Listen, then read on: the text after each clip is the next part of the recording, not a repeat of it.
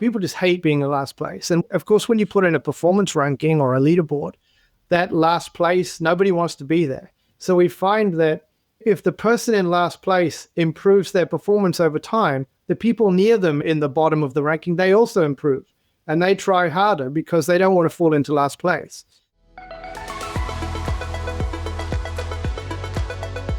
Welcome to the Emblazers Show, where B2B leaders are igniting revenue. I'm your host, Abby Kerr. And on today's episode, if you would like a front row seat to the latest thinking in sales science, you're in the right spot.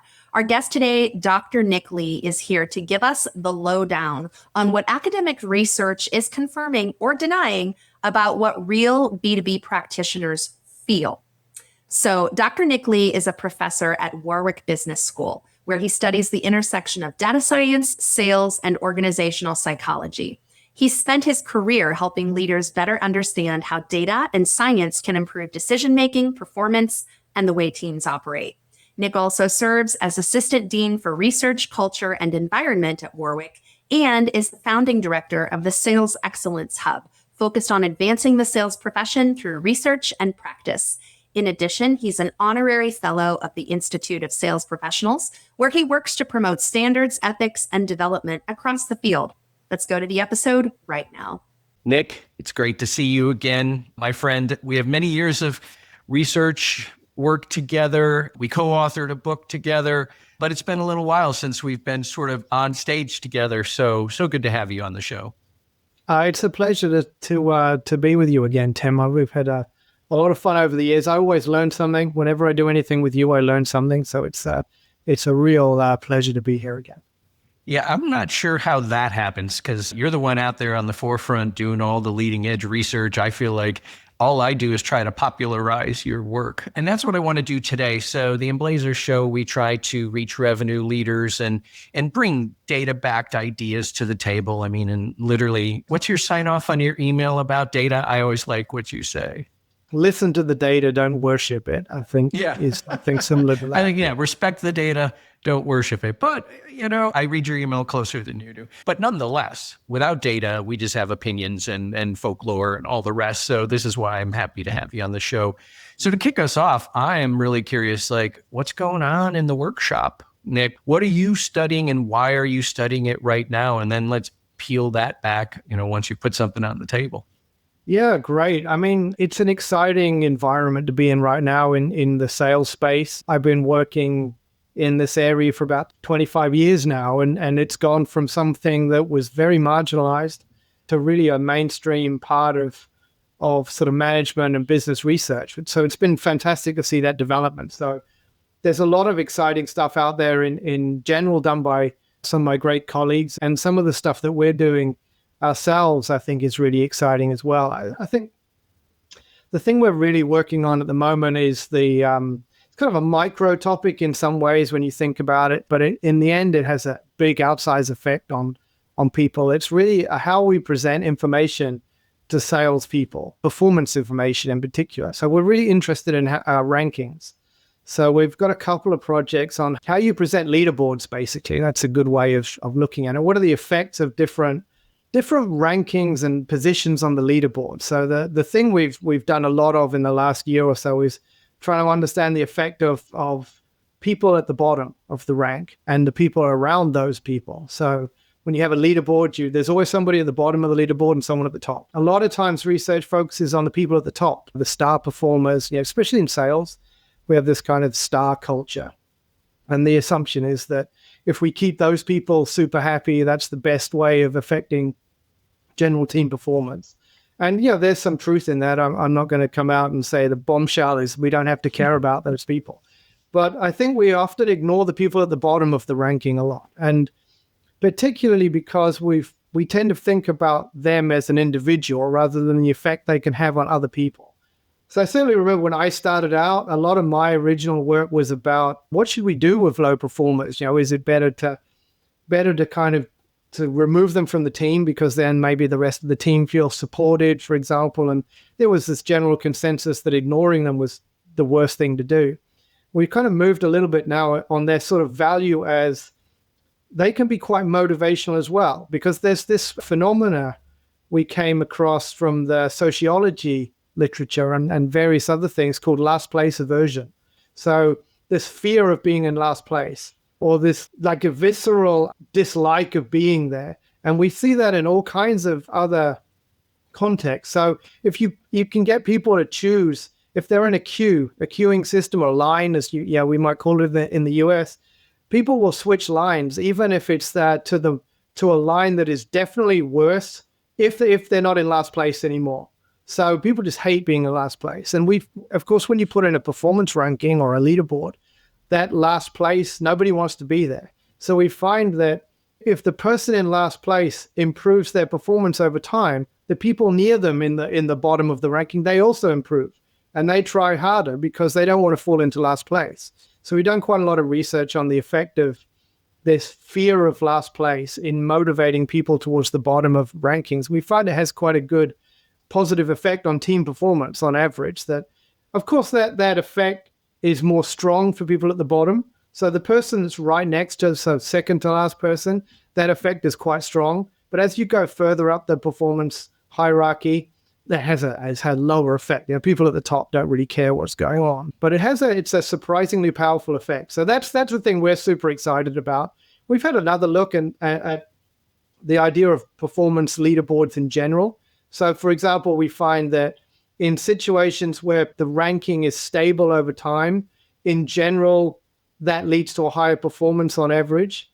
But that breaks down when there's performance increases. So why does that happen? That happens because your position in a leaderboard is a reward as well as your performance. So that's our theory. So it's interesting in that sense that in sales, we tend to think about the commission and the pay that people get as the reward. And of course, there's some other sort of intrinsic things like certificates and prizes and all of that sort of stuff. But your position on the leaderboard also functions as a reward. So you feel if you perform better, you should go up on the leaderboard. But if everybody else is going up and performing better, you kind of stay the same. So it has this weird kind of counterproductive effect that people feel that even if they're performing better, they should be reflected in increasing up the leaderboard. But if everybody else is performing better, then they don't do that. So that has it's a really interesting effect. And we're just unpacking that at the moment. We're most confident in the last place effect. So, and then we're looking at this more general effect as well. So that's the kind of thing we're super excited about. It's still just starkly human. And in a world where everything's about tech, we're still looking at humans, human emotion and motivation. And so, the managers and leaders, hopefully those are the ones listening here, what do they need to do a little bit different tomorrow, do you think? Like, what could they practically start to think about as they think about their team, motivation, and leaderboards so that they could wring out some improved performance?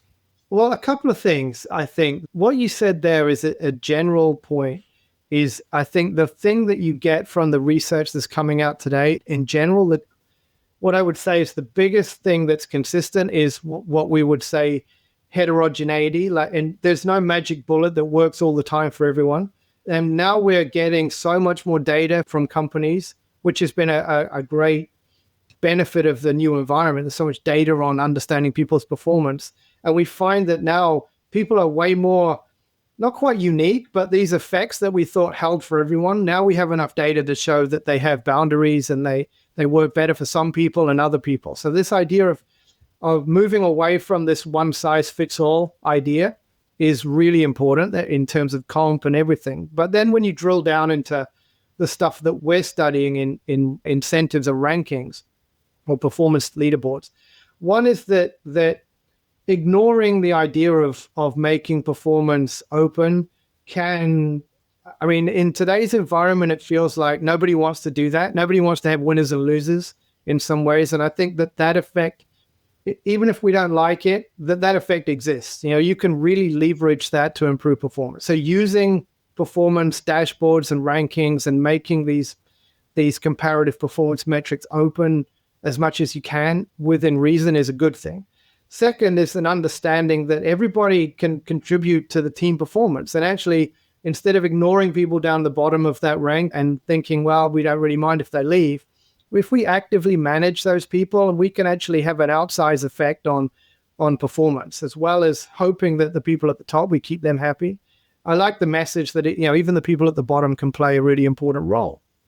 Some other research that colleagues of ours did actually almost extends that. And they say if you've got reserve salespeople in waiting, that can have an even more powerful effect as well. So because then even the people at the bottom don't want to become a sort of almost like the negative bottom. So if that makes any sense. So there's a lot of interesting things you can do with people that maybe are not performing so well in order to help them maybe move up a little bit and perform more effectively. So that's critical.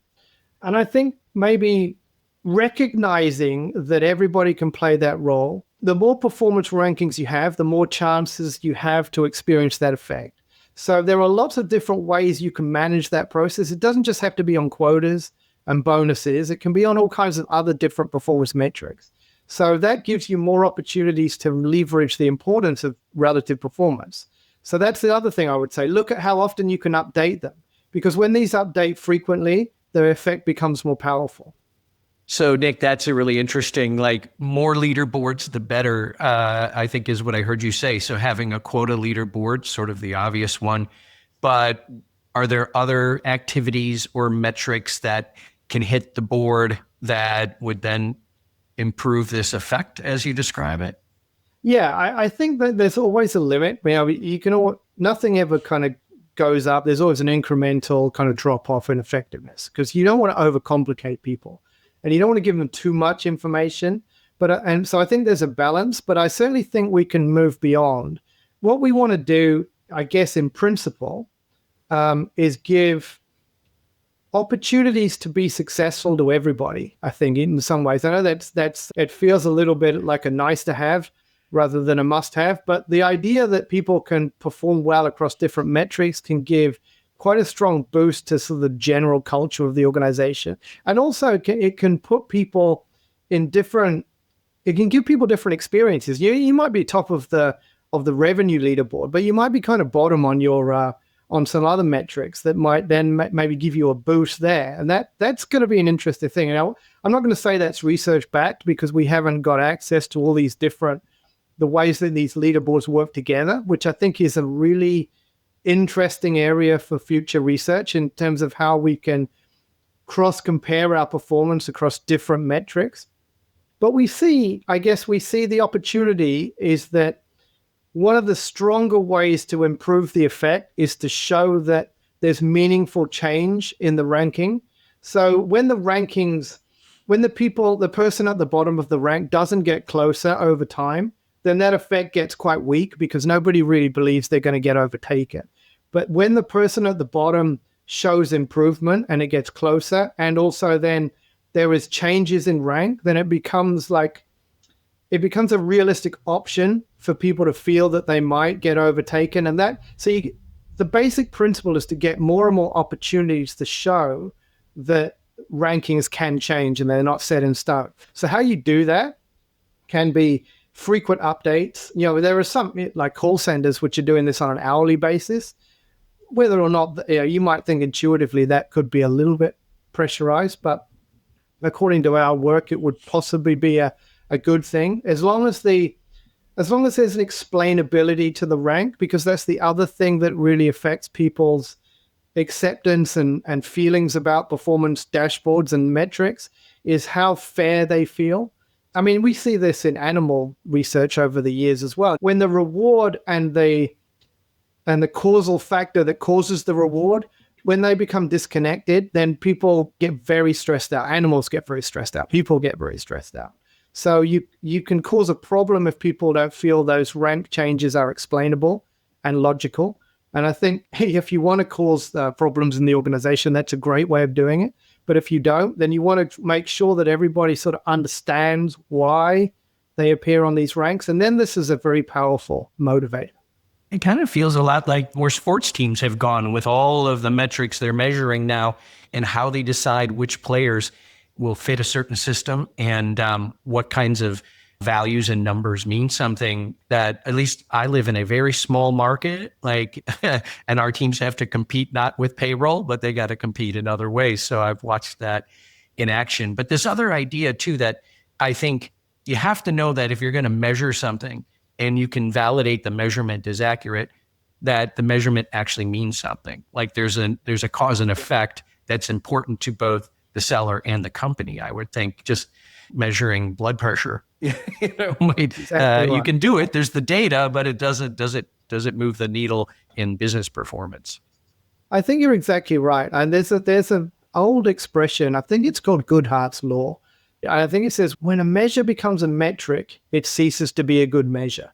And I think that there's something that we can learn from that. I looked into that when I was working with health service performance metrics and measurement. And it's a little bit like if you put, say, for example, if you change the idea of the waiting list time, if you change that into a target, that's the same. It's when a measure becomes a target, it ceases to be a good measure. That's how it kind of works. So they put waiting list targets on hospitals, and all of a sudden there are lots of ways to game that system that don't actually make people healthier and more quickly able. You can just all of a sudden say to half of your waiting list, you're not going to get seen at all, and your waiting list has decreased. So when we create metrics and we create dashboards and we create performance hierarchies, we have to be very aware of how people might game them. That's the potential negative effect. And I think the more you have there, the more opportunity you have to game the system. And I think that we see that a lot.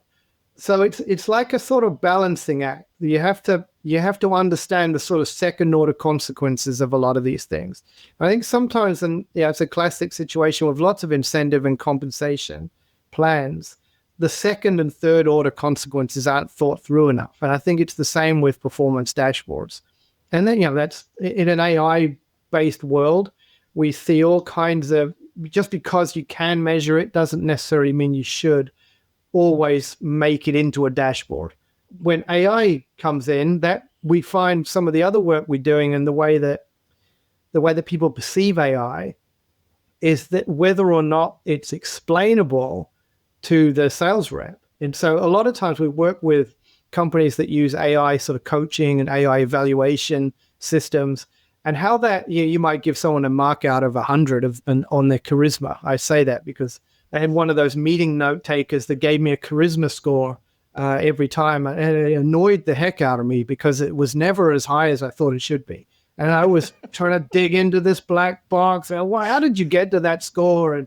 And so you can kind of see how that it needs to be explainable and it needs to feel fair. So there's so much we can do that we need to make sure that we only implement the things that we can explain to the reps. I think that, and that's one of the reasons why things like revenue and quota attainment and commission, they've endured as performance metrics simply because they're fairly easily explainable. And that's one of the reasons why, for example, profit-based compensation is so difficult, because in theory, it should be the ideal way to understand an incentive scheme. But in practice, it becomes very difficult to draw that line between individual behavior and a profit outcome of the firm. So when I teach that in class, it's always like, well, theory suggests profit's the obvious way to compensate your salespeople. But in reality, it's way more difficult than that. So it's all of these bound up things together that we have to make sure we're taking this whole bundle of things into account before we put on something that has a meaningful impact on people's kind of rewards. That's the way I look at it anyway. What if your next big revenue move didn't come from a blog post or a cold LinkedIn scroll, but from a real conversation with leaders who've been there? As the world of sales is constantly evolving and constantly changing, I think it's even more critical to get together with people to understand how are they helping to solve some of the problems that our buyers have today.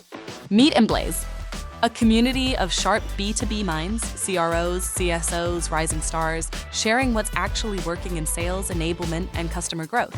We always find a lot of value in the partnerships that we're able to form with some of the other great organizations that are part of the team here. And personally, I love the opportunity to connect with my peer group outside at other organizations and learn from them and try to figure out if there's things that they're doing that we can pull into our organization and benefit from. Join a monthly forum, dig into science-backed strategy, and get insight you won't find in your feed. Start your Emblaze journey today at emblazegrowth.com. So I want to keep it sort of on theme here in terms of motivating better performance, equipping and enabling better performance of sellers. Because I mean, another path is, hey, our pricing models are going to change. And so therefore, is it profitability or is it even bookings or quota? Maybe it's going to be consumption and usage. Like, woo, it's going to get weird. But on the theme of AI and what's real, what you're studying, what's having impact, what's the research world looking at right now, and what could our practical leaders take away? I think what we could learn from AI is that the effect of AI is not uniform across, I guess, clusters of performance within the sales force. I think you see a very different effect from the bottom of the hierarchy of performance than you do on the top. In lots of different ways, actually, it's sort of positives and negatives. The latest research that's come out shows a kind of the people at the top of the performance hierarchy are able to utilize AI more effectively in order to take off their plate things that they didn't really want to be doing anyway, for example, and allowing them to do more creative work. And there's some really interesting research that's coming out that's showing that. Whereas people at the bottom end of the hierarchy are not necessarily able to do that quite so well. That's sort of an information overload type thing, and that they have a lot of time they might want to be spending on other stuff anyway. But then that slightly supersedes an earlier paper, which showed something slightly different in more of a sales specific context, in that bottom end performers and top end performers both didn't do quite as well with AI. That's about 5 or 6 years old now, though. So it's a very different environment. And what that showed is that top performers were kind of antagonistic towards AI. I'm not so sure you would see that today. We're in 2026 now versus that paper came out in 2020. And that was a very different environment. And the research was done, probably a few years before then. So whether we would even call that AI today, I'm not even sure. So that's probably the slightly old machine learning type stuff rather than the language model type AI, which we all know and love in quote marks today. So I think that the core thing I would say for a leader is, I guess, work out how best it can be applied within the organization and place guardrails around it, I suppose, in some ways, because not everyone is going to be able to use it as effectively as everybody else. So helping people understand what it can be used for, from people that the sales force, if we focus on the sales force, from people that they trust to know what they're talking about. I think you get a lot of AI initiatives put into place by people that the users don't really trust know what they're doing. And you think, well, this is great for you as say as someone at maybe a support function, I can see how you love this, but as a person out on the road, that doesn't really help me. So I'm going to do my own little thing and I'm going to have my own little personal thing. And that's where you have to be careful. There's a lot of self-directed AI use out there, and we've got to accept that that's happening. And how do we place guardrails around that? And I think it was a little bit like when the iPhones and bring your own device to work kind of started out. They tried to stop you do that. Hey, have your BlackBerry, but then everyone had an iPhone or an Android phone. So they had to just admit it. And I think we're going to get to the stage like that with AI. We have to place guardrails around the personal usage of it because it's going to happen anyway. I don't know how we do that yet. We're at the early stages, but that's what we're going to have to do. So I get it. Like, we need guardrails on AI, and it is still sort of, I don't know, is this an Americanism to say it's still the Wild West? But companies are starting to dabble in a lot of things. And to your point, if somebody who's not in the front line selling or managing brings something to the table, you might get a side eye. So I'm curious, like, what are those use cases that you're seeing today that you think managers and frontline sellers are seeing being helpful and companies should be early adopters of? Yeah, I think that in order to look at that question, we really want to think about what are the big challenges typically in sales forces today? How has the job changed? And how can AI help with that? And I think there are some things where AI is ideally suited to helping and some things where it's less suited. So I look at the challenge. Challenge one to me is that in B2B sales, the whole process of being a salesperson is more of a orchestrator of the customer journey now than it used to be. And I think that is a huge informational problem for people. And I think AI is ideally suited to bringing together information, making sure that the right information is surfaced at the right time. AI coaching software, which is designed around that, in terms of helping people understand what they have to do at the various stages of the buying journey and the customer experience journey, I think was hugely valuable. that can give people the right information that can almost mitigate those challenges we find with CRM systems, which, anyone who's tried to implement a CRM system knows that getting people to use it is the biggest problem. And AI seems ideally suited to helping with those issues.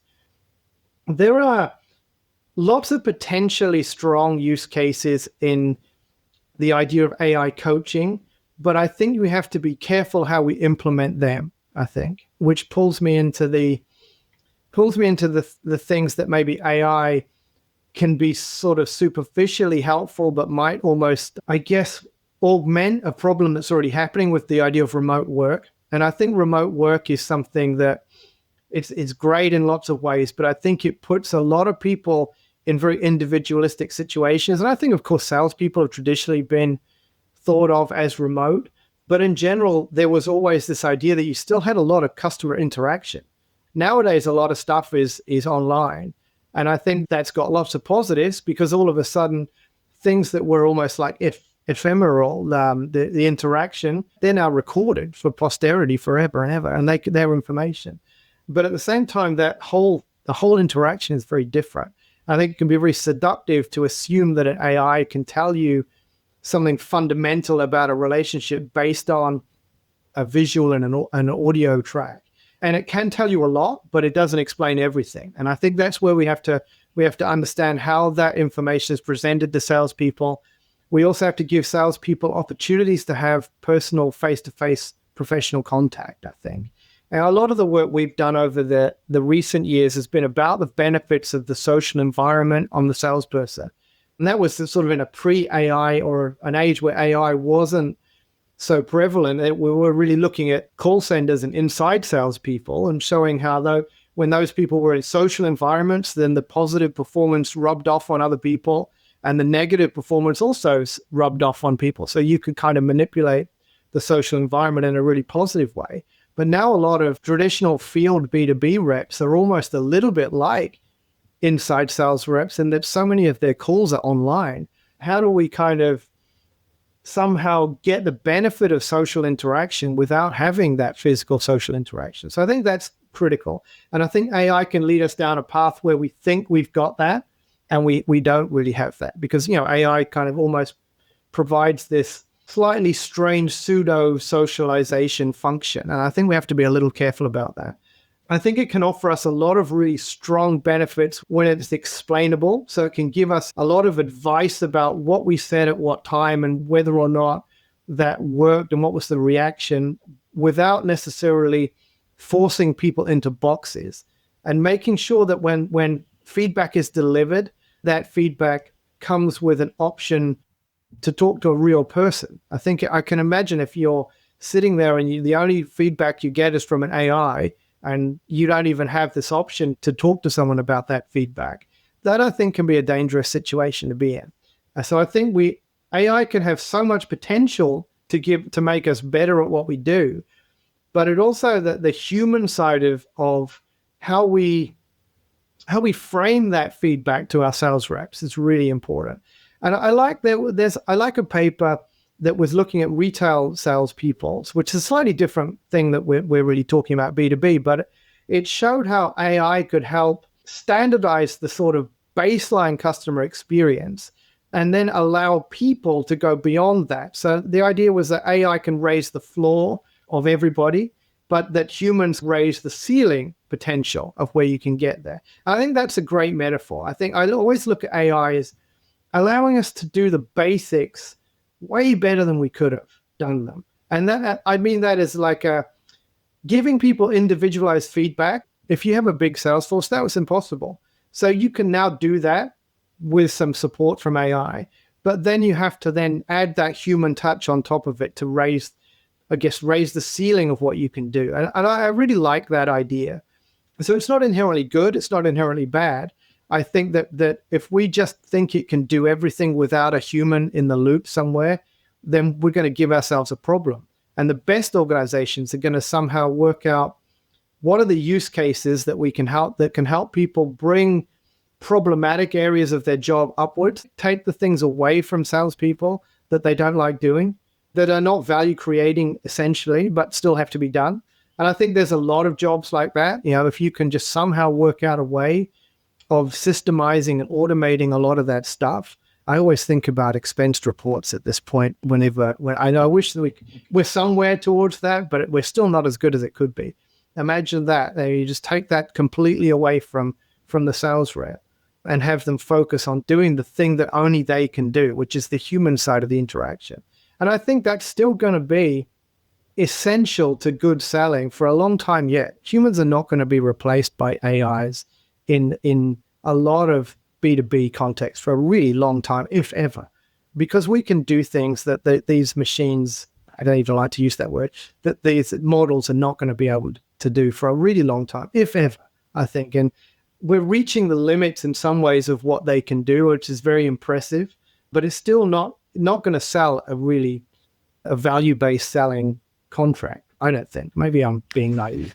Well, we all want to root for the humans, I think, at some level. But I've been quoting a recent Gartner stat that 2 years ago, they had this number that said 75% of buyers want a rep-free experience.